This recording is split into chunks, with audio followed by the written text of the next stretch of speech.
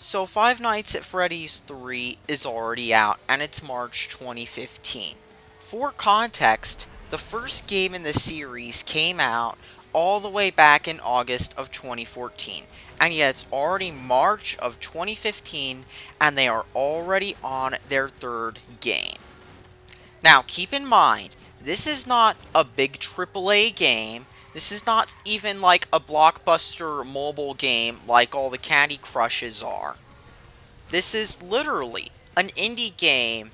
It's only been under a year, like a few months, and it's already on its third installment. And this is bad for a number of reasons. The first reason being, normally most game companies aren't going to rush out a game like, let's just say, every few months. Like, let's just say with Activision, for example, they actually now have to have several developers develop Call of Duty. I mean, Sledgehammer Games, they make Call of Duty now because Activision wants it to be a yearly series, and well, they now have to have three developers develop their flagship Call of Duty series. And of course, the other reason they don't release games every few months is because, well, several other reasons having to do with both the quality of the games, as keep in mind, like I said, they wanted each game to now have a 3-year development cycle, so they have three developers do them each at the same time. And of course, now you also have stuff such as, for example, Guitar Hero. That series had too many games in a short period of time, and now look where it is, forgotten and irrelevant. And Activision stumped it too. So, now that I've said why you don't see this with big games, let me talk about another reason why this is a bad thing. The content of the games themselves. Now, Five Nights at Freddy's is pretty much a series of games which, even though it's only existed for under a year, consists of three games that are all pretty much the same thing.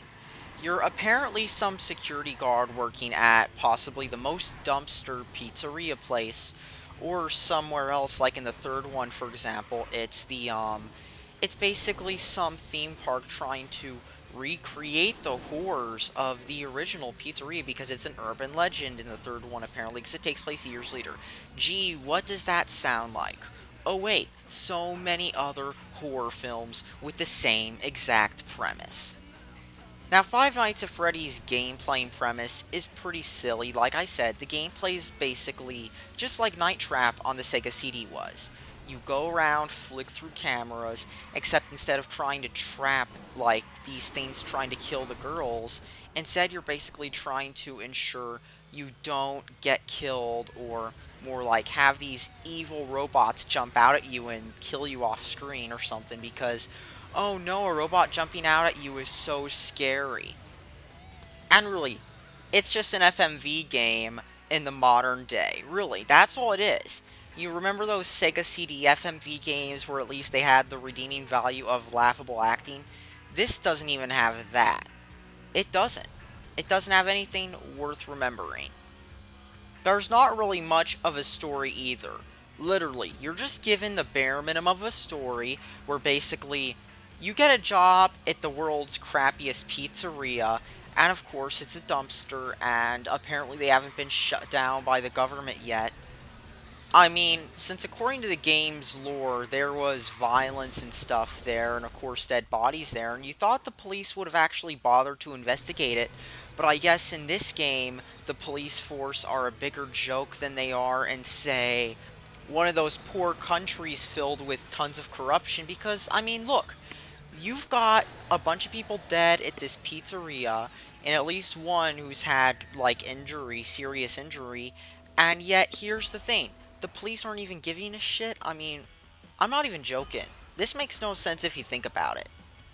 And of course, they're being killed by robots. I mean, what is this? Some bad horror film you saw on cable TV one night while you were blazing it? So why is this game so popular again? Well, it's because it panders to several audiences. One of them being the YouTube Let's Play audience, and of course kids because they heavily overlap. You see, after playing Five Nights at Freddy's, it seems like this game was designed with YouTube Let's Players in mind. I mean, really, there's little gameplay just waiting for a jump scare. And you know what YouTube gamers like these days? Jump scares. Just look at all the YouTube gaming channels that follow the same, oh my god, I better scream when there's a jump scare formula. There are literally so many of them. From PewDiePie to Markiplier to so many others. Where, because they saw a jump scare, they have to scream hard. I mean, remember when every single kid was into Slender? Well, this is that all over again. And while some people say the game has a lore, honestly, there are tons of little bits and pieces of just stuff spread around through the game, and people coming up with bizarre crackpot theories about a kid's game. Because it is a kid's game. Just look at what the ratings are on the mobile version. This game is pretty much pandering itself to kids. Big time. And yet you've got these people playing games that probably don't even have a well-written story, talking about how Five Nights at Freddy's is an amazing game with a deep lore. Like, have you even played, like, let's just say the original BioShock or Dead Space or something else with a better lore than Five Nights at Freddy's that makes more sense to and is more interesting to read about? I mean, I had a lot more fun reading the lore of the USG Ishimura, I think that's what it's called, than I did reading about how, oh man, this Chuck E. Cheese place has these robots killing everyone. Or the whole story about the fall of Rapture, all while something is going on in front of you, instead of, well, Five Nights at Freddy's is where basically, oh man, there are these robots in this Chuck E. Cheese like place killing everybody. So scary, so edgy. But you know what? You want more proof Five Nights at Freddy's is milked garbage? Let me just show you with this next picture. This is a tweet from the owner and admin of a website I will refer to as simply fa.net in this video. Now, this website hosts a lot of stuff, including stuff not safe for YouTube. And you know what one of them is? Rule 34 and porn of Five Nights at Freddy's. You know what he does? He offers free ad space to the creator of this game. And you know what? He accepted it. And at least for a while, these ads were everywhere on this website. I'm not even joking. You'd go to a random picture or click something or like send a note to your friends. Boom. On the bottom of nearly every page was an ad, Five Nights at Freddy's. Clicking it would take you to the Steam page. And of course, this was done a lot when the game was new.